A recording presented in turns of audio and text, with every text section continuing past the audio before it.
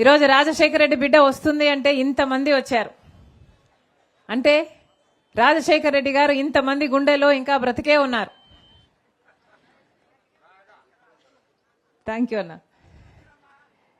అవునన్నా, గుండెలో రాజశేఖర రెడ్డి గారు 5 సంవత్సరాలు మాత్రమే ముఖ్యమంత్రిగా ఉన్నారు. కానీ 5 ఏళ్లలో ఆయన చేసినట్టుగా పరిపాలన ఇక ఏ ముఖ్యమంత్రి చేయలేదు. మొదటి సంతకం ఉచిత విద్యుత్తో మొదలు పెట్టాడు రాజశేఖర రెడ్డి గారు. ఆ తర్వాత రుణమాఫీ చేశాడు. ఆ తర్వాత రైతులకు ఏ కష్టం వస్తే ఆ కష్టంలో అండగా నిలబడ్డాడు రాజశేఖర రెడ్డి గారు. పెట్టుబడి ధరలు తగ్గించాడు, గిట్టుబాటు ధరను పెంచాడు. సబ్సిడీ అంటే సబ్సిడీ, బీమా అంటే బీమా, ఏది కావాలంటే అది రైతుకు అండగా నిలబడిన నాయకుడు రాజశేఖర రెడ్డి గారు. ఆ రోజుల్లో వ్యవసాయము పండగ అయింది. అలా అని రైతుల పక్షాన మాత్రమే లేడు రాజశేఖర రెడ్డి గారు. పేదవాళ్ళనైతే గుండెల్లో పెట్టుకున్నాడు రాజశేఖర రెడ్డి గారు.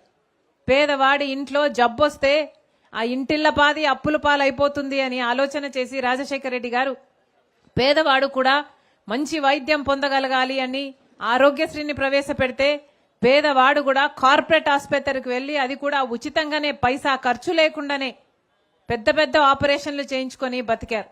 ఆ రోజుల్లో ఆరోగ్యశ్రీ చేయించుకుంటే సర్జరీకి మందులకే కాదు ఆటోలకు కూడా మళ్ళీ డబ్బులు ఇచ్చి పంపేవారు రాజశేఖర రెడ్డి గారు.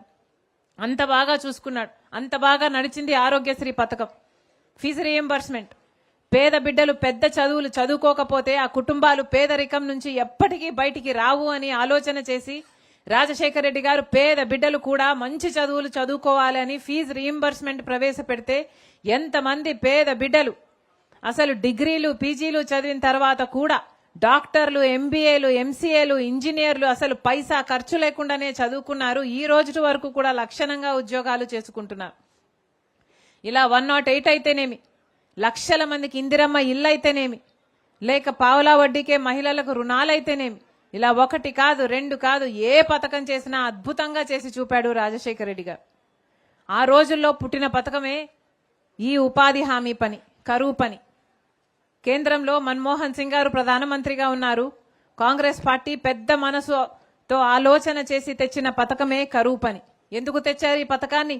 ఎందుకంటే గ్రామాలలో ఆ రోజుల్లో పనులు లేక వలసలు పోతున్నారు. కుటుంబాలను, బిడ్డల్ని వదిలేసి పనుల కోసం, కూలి కోసం ఊర్లు వదిలేసి వేరే ఊర్లకు వెళ్లాల్సి వచ్చే పరిస్థితి. ఇవన్నీ వలసలు ఆపటానికి, నిరుద్యోగం అన్న సమస్యని అడ్రస్ చేయడానికి తెచ్చిన పథకమే ఈ ఉపాధి హామీ పథకం. ఈ పథకం వచ్చిన తర్వాత ఎంతో మంది చిన్న పనైనా సరే వాళ్ళ గ్రామాలలో పనులు చేసుకున్నారు. వాళ్ళ గ్రామాలలో బిడ్డల్ని పోషించుకోగలిగారు. ఆ గ్రామాలలోనే బ్రతకగలిగారు. అంతమందికి ఉపాధినిచ్చింది, అంతమందికి భరోసానిచ్చిన పథకము ఈ కరువు పని పథకం. కాంగ్రెస్ పార్టీ ఉన్న రోజుల్లో ఎంత అద్భుతంగా జరిగేదంటే ఈ పథకం, రాజశేఖర రెడ్డి గారు ముఖ్యమంత్రిగా ఉండంగా ఈ పథకానికి ఆటో ఛార్జీలు కూడా ఇచ్చేవారట. మజ్జిగ, మంచినీళ్లు ఇచ్చేవాళ్ళట. గర్భిణీ స్త్రీల కోసం ఒక టెంట్ వేసేవాళ్ళట.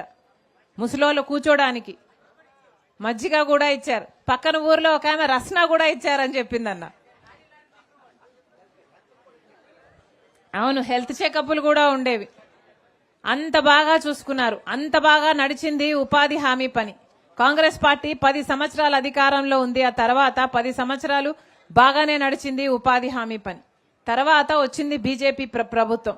ఇప్పుడు గత 11 సంవత్సరాలుగా బీజేపీ పార్టీయే అధికారంలో ఉంది. ఇప్పుడు ఈ ఉపాధి హామీ పని, ఈ కరువు పని ఎంత ఘోరంగా తయారయ్యిందో నేను మీకు చెప్పనవసరం లేదు. అసలు ఎంతగా నీరు కార్చారంటే ఈ ఉపాధి హామీ పనిని అసలు చట్ట ప్రకారం 100 రోజులు పని కల్పించాలి. 100 రోజులు పని కల్పించాలి. అది కూడా గ్రామంలో ఎవరైనా వెళ్లి మాకు పని కావాలి అని అడిగిన 15 రోజుల్లోనే పని కల్పించాలి. పని చేసిన 15 రోజుల్లోనే పేమెంట్ కూడా ఇవ్వాలి. ఇది కాంగ్రెస్ పార్టీ తెచ్చిన చట్టం. కానీ బీజేపీ పార్టీ గత 11 సంవత్సరాలుగా ఎంత ఘోరంగా దీన్ని అమలు చేసింది అంటే ఎక్కడే గాని 100 రోజులు పని ఇవ్వలేదు. ఏ సంవత్సరము గాని 100 రోజులు పని ఇవ్వలేదు. చేసిన పనికి కూడా 5 రోజులు పని చేస్తే 2 రోజులే జీతం పడుతుంది అంటున్నారు. అది కూడా ఎప్పుడు పడుతుందంటే 4 వారాలు అవుతుందో, 2 నెలలు అవుతుందో, 3 నెలలు అవుతుందో, అసలు పడుతుందో పడదో అసలు ఏమీ అంచనా లేకుండా ఉంది అంటున్నారు. ఆఖరికి దీన్ని ఎలా తయారు చేశారంటే ఉపాధి హామీ పనికి వెళ్లి పని చేయడం దండగా, ఉపాధి హామీ పనికి చేయకపోవడమే మంచిది. చేసినా కూడా పొద్దున ఒక ఫోటో అంటారు, మధ్యాహ్నం ఒక ఫోటో అంటారు, సాయంత్రం ఇంకో ఫోటో అంటారు, ఆటో ఛార్జీలు వాళ్ళే పెట్టుకోవాలంటారు. ఇలా నానా రకాలుగా హింస పెట్టి ఆఖరికి ఉపాధి హామీ పనికి పోకపోవడమే మంచిది అనే స్థితికి తీసుకొస్తున్నారు. అందుకే కాంగ్రెస్ పార్టీ ఈ పోరాటాన్ని ఎత్తుకుంది. ఎందుకంటే ఉపాధి హామీ పని ఎంతో మందికి ఉపాధినిచ్చింది, అది కూడా ఒక హక్కులాగా ఇచ్చింది, ఒక హామీలాగా ఇచ్చింది. అలాంటి పథకానికి బీజేపీ తూట్లు పొడుస్తుంది. ఈరోజు కాంగ్రెస్ పార్టీ తెచ్చిన ఈ పథకాన్ని మొత్తానికే తీసేస్తారట, తీసేశారు కూడా. కొత్త పథకం ఏప్రిల్ నెల నుంచి కొత్త పథకం అమలు చేస్తారట. దాని పేరు విబి గ్రామ్. మహాత్మా గాంధీ పేరు పెట్టిన కాంగ్రెస్ పార్టీ పెట్టిన ఈ పథకానికి మహాత్మా గాంధీ గారు పేరు పెట్టారు. మహాత్మా గాంధీ పేరు పెట్టుకున్న ఈ పథకానికి పథకం పేరు మార్చడమే కాదు, రూపురేఖలు మొత్తము మార్చేస్తున్నారు. అసలు కాంగ్రెస్ పార్టీ తెచ్చిన ఈ కరువు పని పథకం ఎలా ఉండేది అంటే, గ్రామాలలో గ్రామ సభలు పెట్టి గ్రామ పంచాయతీ అందరూ కలిసి అసలు ఉపాధి హామీ పనిలో ఏ పనులు చేయాలి అని నిర్ణయించుకునేవాళ్ళు. అంటే గ్రామంలో ఒక రోడ్లు కావాలనా, బావి కావాలనా, లేక పూడికలు తీయాలనా, ఇలా గ్రామానికి ఏ పని అవసరము అని నిర్ణయించి గ్రామ సభలు పెట్టి నిర్ణయించి ఆ గ్రామాలకు కావాల్సిన పనిని ఉపాధి హామీ పని వాళ్ళ ద్వారా చేయించుకునేవాళ్ళు. కానీ ఇప్పుడు బీజేపీ తెచ్చే ఈ కొత్త చట్టంలో గ్రామానికి ఇక ఏ అధికారాలు ఉండవట. మహాత్మా గాంధీ గారి పేరు పెట్టిన పథకం. మహాత్మా గాంధీ గారు గ్రామ స్వరాజ్యాన్ని కోరుకున్నారు, గ్రామ అభివృద్ధిని కోరుకున్నారు. గ్రామాలు బాగుపడితేనే దేశం బాగుపడుతుంది అన్నారు. అందుకే మహాత్మా గాంధీ గారు పేరు పెట్టడం జరిగింది కాంగ్రెస్ పార్టీ ఈ పథకానికి. అలాంటి పథకానికి ఇప్పుడు బీజేపీ ఏప్రిల్ నెల నుంచి కొత్త పథకం తెస్తుందట, విబి గ్రామ్. దీంట్లో ఇక గ్రామాలకి అధికారాలు ఉండబో. అంటే గ్రామాలలో ఇక పనులు ఏ పనులు జరగాలి అన్నది గ్రామాలు నిర్ణయించవు. కేంద్రంలో ఉన్న బీజేపీ పార్టీ ఒక నోటిఫికేషన్ ఇస్తుందట, ఎక్కడ ఏ పనులు జరగాలి అని. అంటే ఏ రాష్ట్రంలో వాళ్ళు కావాలనుకుంటే ఆ రాష్ట్రంలో వాళ్ళ రాష్ట్రాలలో ఎక్కువ పని ఇచ్చుకోవచ్చు, కానీ రాష్ట్రాలలో తక్కువ పని ఇచ్చుకోవచ్చు. ఏ జిల్లాలో ఏ నియోజకవర్గంలో ఏ గ్రామంలో పని జరగాలి, ఏ పని జరగాలి అని కూడా వాళ్ళే నిర్ణయిస్తారట. అంటే ఏ గ్రామంలో ఏ పని అవసరమో బీజేపీ పార్టీకి తెలిసే అవకాశం లేదు కేంద్ర ప్రభుత్వానికి. కాబట్టి ఇది ఎలా తయారవుతుందంటే, ఆఖరికి పక్కన ఏదో ఒక కాంట్రాక్టర్ ఒక పని చేస్తున్నాడు అనుకోండి, ఒక రోడ్డు పనో ఒక ఇరిగేషన్ ప్రాజెక్ట్ పనో చేస్తే ఆ కాంట్రాక్టర్ కిందికి ఈ ఉపాధి హామీ పనిని కూడా జోడిస్తే ఆఖరికి ఇది ఎలా తయారవుతుందంటే, ఆ కాంట్రాక్టర్ కి పని చేసిన వాళ్ళు అవుతారు. అంటే ఆ కాంట్రాక్టర్ ఎప్పుడు డబ్బులు ఇస్తే అప్పుడు తీసుకోవాలి, ఇస్తే తీసుకోవాలి, ఇవ్వకపోతే ఏడ్చుకోవాలి, కానీ అడిగేదానికి మాత్రం మనకు హక్కు ఉండదు. ఆఖరికి ఇది ఎలా తయారైతుందంటే, గ్రామాలు బాగుపడడానికి, గ్రామాల అభివృద్ధి కోసం ఉపాధి హామీ పనిని ఇక చెయ్యబోరు. ఆఖరికి ఆ కాంట్రాక్టర్ కు లేబర్ సప్లై చేయడానికి మాత్రమే గ్రామాలు తరమవుతాయి అన్నమాట. ఇంతగా తూట్లు పొడుస్తున్నారు, ఇంతగా దీన్ని నీరుగారుస్తున్నారు. ఇది ఎక్కడి అన్యాయం అని అడుగుతుంది కాంగ్రెస్ పార్టీ. ఇది కాంగ్రెస్ పార్టీ తెచ్చిన పథకం, పేదల కోసం తెచ్చిన పథకం, వాళ్ళ ఆసరా కోసం తెచ్చిన పథకం. ఎవరూ కూడా ఆకలి చావులు చావకూడదు, నిరుద్యోగంతో బాధపడకూడదు, చిన్న పనైనా చేసుకోగలగాలి, అలా 100 రోజులు చేసుకోవాలి అని తెచ్చిన పథకం.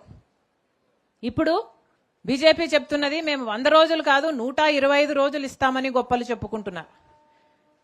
కాంగ్రెస్ తెచ్చిన పథకము 100 రోజులే, మేము 125 రోజులు ఇస్తాము అని ఇప్పటికే గొప్పగా పబ్లిసిటీలు చేసుకుంటున్నారు. మేము ప్రశ్నిస్తున్నాము, గత సంవత్సరమే చంద్రబాబు గారు ముఖ్యమంత్రి అయిన తర్వాత గత సంవత్సరము అంచనా వేస్తే కూడా కేవలము 52 రోజులు మాత్రమే పని ఇచ్చారు. అంటే ఎక్కడా గాని 100 రోజులు పని ఇవ్వలేదు. సగటున చూసుకుంటే మన రాష్ట్రంలో 52 రోజులకు మించి పని ఎక్కడా ఇవ్వలేదు. అంటే 52 రోజులు కూడా పని ఇవ్వని వాళ్ళు 125 రోజులు పని ఇస్తామని కొత్త చట్టం తెస్తుంటే మనం అందరం తప్పట్లు కొట్టాలట. ఇదేమైనా నమ్మేటట్టుందా? చట్ట ప్రకారము 100 రోజులు పని ఇవ్వాలి అని చట్టంలో ఉంది. 10 సంవత్సరాలుగా ఏ సంవత్సరము 100 రోజులు పని ఇచ్చింది లేదు. 100 రోజులు పని కూడా ఇవ్వలేని వాళ్ళు, కేవలం 52 రోజులే పని ఇచ్చిన వాళ్ళు ఇప్పుడు 125 రోజులు పని ఇస్తాము అని చెప్తుంటే నమ్మడానికి ప్రజలు వెర్రివారా లేకపోతే పిచ్చివారా?